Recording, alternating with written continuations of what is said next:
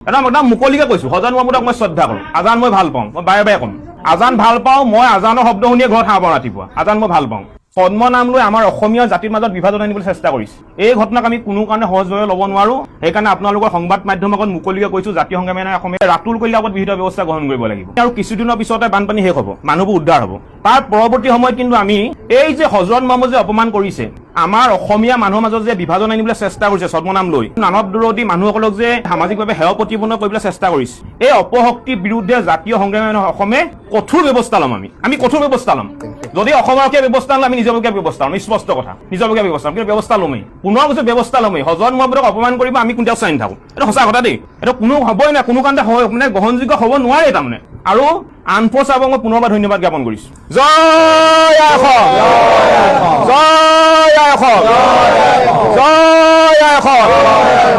যিসকল মানৱ বিৰোধী মুছলমানে উজনি অসমৰ বানাক্ৰান্ত ৰাইজক অশেষ সহায় কৰিছে তেওঁলোকক কিন্তু দুই এজন মানুহে সামাজিক মাধ্যমত খুব বেয়া বেয়া মন্তব্য দিয়া দেখা পাইছে এটা বঙালী সম্প্ৰদায়ৰ এজন যুৱক ৰবীন দে বুলি কয় তেওঁ ৰাতুল কলিতা নাম এটা ছদ্মনাম লৈ আমাৰ এইসকল মানৱ বিৰোধী মানুহক সামাজিকভাৱে হেয় প্ৰতিপন্ন কৰিবৰ কাৰণে চেষ্টা কৰিছে আৰু হজৰত মহম্মদৰ ওপৰত নানা ধৰণে অশ্লীল ভাষাৰে তেওঁলোকে মন্তব্য আৰম্ভ কৰিছে আমি জাতীয় সংগ্ৰামী অসমে এটা কথা স্পষ্টকৈ কৈ দিব বিচাৰিছো অতি শীঘ্ৰেই পুলিচে এই ৰাতুল কলিতাৰ ওপৰত যি ছদ্মনাম লৈ আছে অৰিজিনেল নাম হৈছে ৰবীন দে এওঁৰ ওপৰত অসম আৰক্ষীয়ে বিহিত ব্যৱস্থা গ্ৰহণ কৰিব লাগিব এই বঙালীয়ে অসমীয়াৰ নাম লৈ আমাৰ অসমীয়া মানুহৰ মাজত হিন্দু মুছলমান মানুহৰ মাজত বিভাজন আনিবলৈ চেষ্টা কৰিছে এইটো কোনো কাৰণতে গ্ৰহণযোগ্য নহয় হজৰত মহম্মদক যোনে অপমান কৰিব কোনো কাৰণতে গ্ৰহণযোগ্য হ'বই নোৱাৰে মই আগতে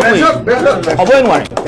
হজৰত মহম্মদ আমাৰ শ্ৰদ্ধাৰ আমি শ্ৰদ্ধা কৰোঁ একদম মুকলিকে কৈছো হজৰত মহম্মদক মই শ্ৰদ্ধা কৰোঁ আজান মই ভাল পাওঁ মই বাৰে বাৰে ক'ম আজান ভাল পাওঁ মই আজানৰ শব্দ শুনিয়ে ঘৰত সাৰ পাওঁ ৰাতিপুৱা আজান মই ভাল পাওঁ আৰু আমাৰ অসমৰ প্ৰতিজন মানুহে হিন্দুৱে হওক বা মুছলমানে হওক অসমীয়া জাতিক ভাল পোৱা প্ৰতিজন স্বাভিমানী মানুহে কিন্তু হজৰত মহম্মদে হওক বা শ্ৰীমন্ত শংকৰদেৱ হওক বা মাধৱদেৱে হওক প্ৰতিজন গুৰুক আমি ভাল পাওঁ সকলোৱে ভাল পায় কিন্তু এচাম মানুহে পদ্ম নাম লৈ আমাৰ অসমীয়া জাতিৰ মাজত বিভাজন আনিবলৈ চেষ্টা কৰিছে এই ঘটনাক আমি কোনো কাৰণে সহজভাৱে ল'ব নোৱাৰো সেইকাৰণে আপোনালোকৰ সংবাদ মাধ্যমৰ আগত মুকলিকে কৈছো জাতীয় সংগ্ৰামী অসমীয়া ৰাতুল কলিতাৰ ওপৰত বিহিত ব্যৱস্থা গ্ৰহণ কৰিব লাগিব আৰু কিছুদিনৰ পিছতে বানপানী শেষ হ'ব মানুহবোৰ উদ্ধাৰ হ'ব তাৰ পৰৱৰ্তী সময়ত কিন্তু আমি এই যে হজৰত মহম্মদ যে অপমান কৰিছে আমাৰ অসমীয়া মানুহৰ মাজত যে বিভাজন আনিবলৈ চেষ্টা কৰিছে ছদ্মনাম লৈ মানৱ বিৰোধী মানুহসকলক যে সামাজিকভাৱে হেয় প্ৰতিপন্ন কৰিবলৈ চেষ্টা কৰিছে এই অপশক্তিৰ বিৰুদ্ধে জাতীয় সংগ্ৰামী অসমে কঠোৰ ব্যৱস্থা ল'ম আমি কঠোৰ ব্যৱস্থা ল'ম যদি অসমৰকীয়া ব্যৱস্থা ল'ম আমি নিজৰকীয়া ব্যৱস্থা ল'ম স্পষ্ট কথা নিজৰকীয়া ব্যৱস্থা কিন্তু ব্যৱস্থা ল'মেই পুনৰ কৈছো ব্যৱস্থা ল'মেই হজৰত মহম্মদক অপমান কৰিব আমি কোনটাও চাই নাথাকো এইটো সঁচা কথা দেই এইটো কোনো হ'বই নাই কোনো কাৰণতে মানে গ্ৰহণযোগ্য হ'ব নোৱাৰে তাৰমানে আৰু আনফৰ্চ আবক মই পুনৰবাৰ ধন্যবাদ জ্ঞাপন কৰিছো জয় অসম জয় অসম জয় অসম